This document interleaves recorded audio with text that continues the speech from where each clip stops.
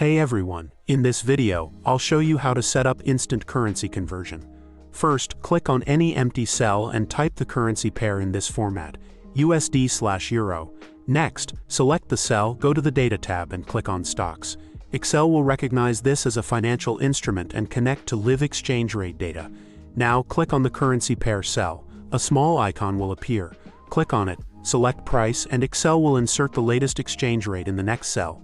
To convert an amount, type the value in one cell and multiply it by the exchange rate.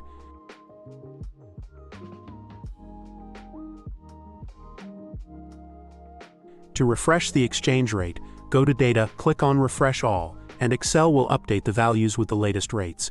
And that's it. You now have an instant currency converter in Excel using live exchange rates from the stock data type.